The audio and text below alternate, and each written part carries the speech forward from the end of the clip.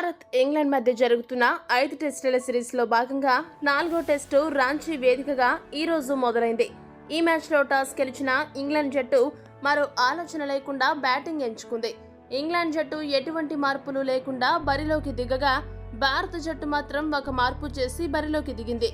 జస్ప్రీత్ బుమ్రాకు విశ్రాంతినిచ్చి అతడి స్థానంలో ఆకాష్ దీప్ ఈ మ్యాచ్లో అంతర్జాతీయ టెస్టు క్రికెట్లో అరంగేట్రం చేశాడు. అయితే అరంగేట్ర మ్యాచ్లోనే ఆకాష్ దీప్ చెలరేగి ఇంగ్లాండ్ను చెడుగుడాడేశాడు. మొదటి సెషన్లోనే ఇంగ్లాండ్ బ్యాట్స్మెన్ను మడతెట్టేశాడు. అద్భుత బౌలింగ్తో టీమిండియాకు మరో సూపర్ స్టార్ బౌలర్ దొరికాడు అనే భావనను కలిగించాడు. అతడు వేసిన బంతులకు ఇంగ్లాండ్ బ్యాట్స్మెన్ దగ్గర సమాధానం లేదంటే అతిశయోక్తి కాదు. ఇక 4వ టెస్టులో కూడా బజ్ బాల్నే నమ్ముకున్న ఇంగ్లాండ్ జట్టు కొంప మరోసారి కొల్లేరైంది.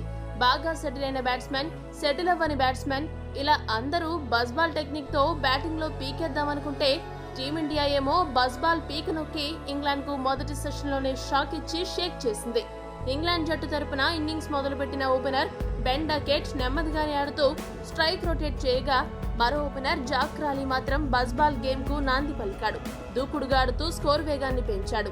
అరంగేట్ర బౌలర్ ఆకాష్ దీప్ బౌలింగ్ లో సంయమనంతో ఆడిన ఇంగ్లాండ్ ఓపెనర్లు మహమ్మద్ సిరాజ్ బౌలింగ్ లో మాత్రం పరుగుల వరద పారించారు. జాక్ క్రాలీ అయితే ఆరంభం నుంచే హిట్టింగ్ మొదలుపెట్టాడు. బౌండరీలతో భారత ఆటగాళ్లకు ఊపిరాడనివ్వలేదు. కానీ అతడికి ఆరంభంలోనే ఆకాష్ దీప్ జలకిచ్చాడు. ఇంగ్లాండ్ స్కోర్ 7 పరుగుల వద్ద ఉండగా అతన్ని క్లీన్ బౌల్ చేశాడు. కానీ అంపైర్ నో బాల్ గా ప్రకటించడంతో క్రాలీ బతికిపోయాడు.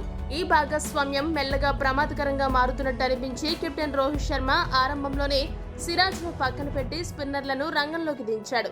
కానీ మరోవైపున ఆకాష్ దీప్ ను మాత్రం కొనసాగించాడు. అదే భారత జట్టుకు బ్రేక్ ఇచ్చింది. ఆకాష్ దీప్ అరంగేట్రంలోనే అదరగొడుతూ మొదట బెన్ డకెట్ వికెట్ రాబట్టగా అదే ఓవర్లో ఓలీ పోప్ ను కూడా బౌల్తో కొట్టించి రెండో వికెట్ కూడా రాబట్టాడు. 21 బంతుల్లో 11 పరుగులు చేసిన బెన్ డకెట్ ఆకాష్ దీప్ వేసిన బంతికి తడబడి కీపర్ ధృవ జురెల్ కు క్యాచ్ అవ్వగా ఓలీ పోప్ మాత్రం పరుగుల ఖాతా తెరవకుండానే ఆకాష్ దీప్ బౌలింగ్ లోనే వికెట్ల ముందు అడ్డంగా దొరికిపోయాడు. అతను అవుట్ అయిన తర్వాత కూడా బెయిల్ స్టో దూకుడుగా ఆడుతూ ఇంగ్లాండ్ స్కోర్ వేగం తగ్గకుండా చూసుకున్నాడు. భారీగా హిట్టింగ్ చేస్తూ స్కోర్ బోర్డును పరుగులు పెట్టించాడు. జో రూట్ మెల్లిగా బ్యాటింగ్ చేస్తూ స్ట్రైక్ రొటేట్ చేశాడు. వీరిద్దరూ ఆడుతూ పాడుతూ ఇంగ్లాండ్ స్కోరును 100 దాటించారు. వీళ్లు సెటిల్ అయ్యారు అని అనుకుంటూ ఉండగానే లంచ్ సెషన్ కు ముందు ఇంగ్లాండ్ కు 2 ఎదురు దెబ్బలు తగిలాయి.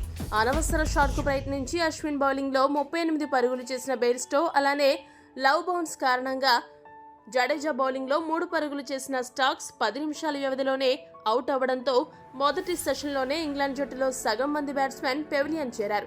లంచ్ సెషన్ సమయానికి ఇంగ్లాండ్ జట్టు 5 వికెట్లు నష్టపోయి 112 పరుగులు చేసింది. టీమిండియా బౌలర్ల దూకుడు చూస్తుంటే ఇంగ్లాండ్ 200 పరుగులు కూడా కొట్టేలా కనపడడం లేదు. ఈ వీడియో కనుక మీకు నచ్చినట్టయితే లైక్, షేర్, కామెంట్ చేయండి. మరిన్ని స్పోర్ట్స్ అప్డేట్స్ కోసం మా ఛానల్ ను సబ్స్క్రైబ్ చేసుకోండి.